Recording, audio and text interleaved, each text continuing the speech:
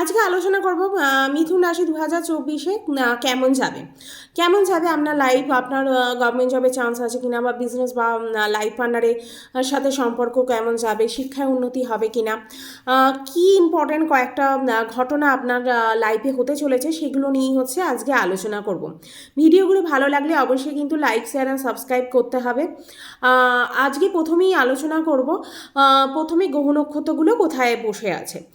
আপনার এখন হচ্ছে মিথুন রাশির হচ্ছে 11 হাউসে হচ্ছে বসে আছে হচ্ছে বৃহস্পতিদেব, আর হচ্ছে 10 হাউসের লর্ড আপনার 12 হাউসে চলে যাবে। তারপর হচ্ছে এটা হচ্ছে মে মাসের পর থেকে, তাই 70% কিন্তু আপনার লাইফে কিন্তু এই টাইমে পরিবর্তন আসবে। আদার্স ইনকাম কিন্তু সোর্স কিন্তু খুব পরিমাণে এই টাইমে বেড়ে যাবে। সবের সাথে সাথে আপনি কিন্তু এই টাইমে বিজনেসও করতে পারেন।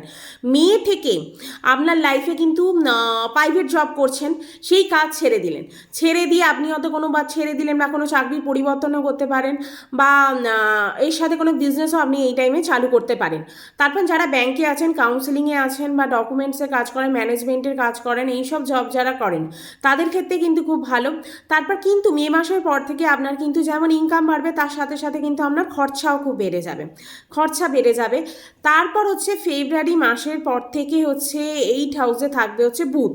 8 হাউসের বুধ থাকা খুব বাজে জিনিস। এই মানে কেন, এটা রোগ ভোগ ব্যাধির জায়গা। এখানে হচ্ছে আপনার ইনফেকশন বাড়িয়ে দেবে, আপনার স্কিনের কোনো প্রবলেম হতে পারে। এইটা হচ্ছে ফেব্রুয়ারি মাসটা পুরো কিন্তু আপনার এটা হবে। তারপর হচ্ছে সূর্যদেব আপনার হচ্ছে 15ই ফেব্রুয়ারি থেকে সূর্য রাশি পরিবর্তন হবে। 11 হাউস থেকে আপনার হচ্ছে 11 হাউসে যাবে। 15ই এপ্রিল অবধি খুব ভালো আপনার টাইম যাবে। গভর্নমেন্ট জবের হচ্ছে বা ডিফেন্সে যারা কাজ করেন তাদের ক্ষেত্রে কিন্তু খুব ভালো এই টাইমে। মান সম্মান কিন্তু এই টাইমে তাদের বাড়বে মিথুন রাশির। তারপর হচ্ছে শনিদেব আপনার 9 হাউসে বসে আছে, ভাগ্যস্থানে বসে আছে, নিজের ঘরে বসে আছে। তারপর এই টাইমে জুলাই অবধি কিন্তু মার্গী থাকবে শনিদেব। তারপর কিন্তু বক্রি হয়ে যাবে, মানে আপনাকে 8 হাউসের হচ্ছে আপনাকে 8 হাউসের কিন্তু ফল দেবে। মানে খুব ভালো, এই জুলাই অবধি কিন্তু খুব ভালো ইনভেস্টমেন্ট করতে পারবেন। তারপর হচ্ছে কোনো ডিল হতে পারে প্রপার্টি নিয়ে, সেটা প্রপার্টি কিনতে পারেন। বা জুলাই পর থেকে যখন হচ্ছে মার্গী হয়ে যাবে তখন হচ্ছে তারপর যে কোনো ডিল বা ইনভেস্টমেন্ট নেওয়ার সময় যে কোনো ডিল করবেন বা ইনভেস্ট করবেন, বা টাকা পয়সা কোথায় ইনভেস্ট করতে চাইছেন, শেয়ার মার্কেটে বা আদার্স কিছু, এই জায়গায় কিন্তু খুব খেয়াল রাখতে হবে। কেন, ডিসিশনের ক্ষেত্রে কিন্তু আমরা টাকা ডুবেও যেতে পারে এই টাইমে। তারপর রাহুদেব মিথুন রাশির হচ্ছে 11 হাউসে চলে যাচ্ছে 2024-এ।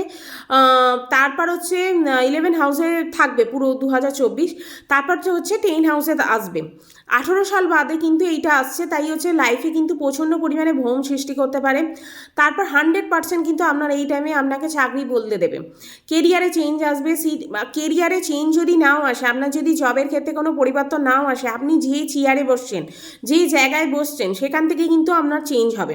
এটাও হতে পারে, হয়তো জব পরিবর্তন হলো না, কিন্তু আপনার সিটিংয়ের পরিবর্তন হয়ে গেল, আপনার সিটিংটা অন্য জায়গায় চেঞ্জ হয়ে গেল, এই জিনিসটা কিন্তু আপনার হতে পারে। তারপর হচ্ছে 4th হাউসে থাকবে হচ্ছে কেতু।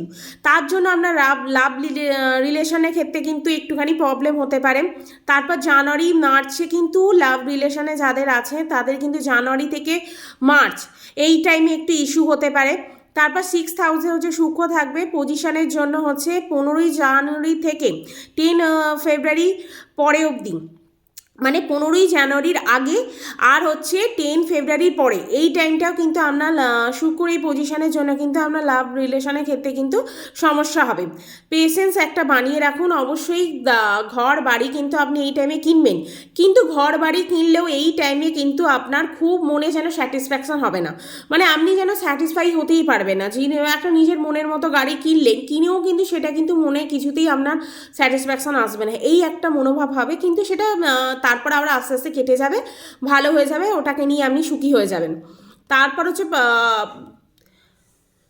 তারপর স্টার্টিংয়ের দিনে একটু প্রবলেম হবে, তারপর কিন্তু সব ঠিকঠাক হয়ে যাবে। তারপর হচ্ছে আপনি কি উপায় করবেন, বুধের বীজ মন্ত্র পড়তে পারেন, আর গণেশজির পুজো করতে পারেন, আর সূর্যকে জল দেবেন।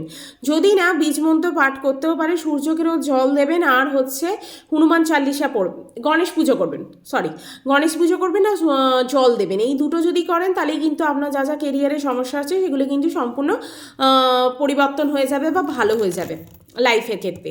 আর একটা কথা বলবো, কুষ্টি কিন্তু খুব ইম্পর্টেন্ট। ইম্পর্টেন্ট।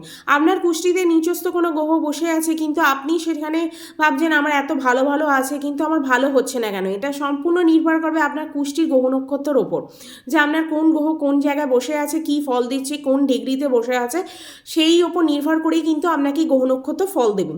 তাই নিজের কুষ্টিটা কাউকে দিয়ে দেখিয়ে দিন, তবেই জানতে পারবেন যে আপনি সেই ফলটা 100% পাবেন কি না। ভিডিওগুলো ভালো লাগলে অবশ্যই কিন্তু লাইক, শেয়ার আর সাবস্ক্রাইব করতেই হবে।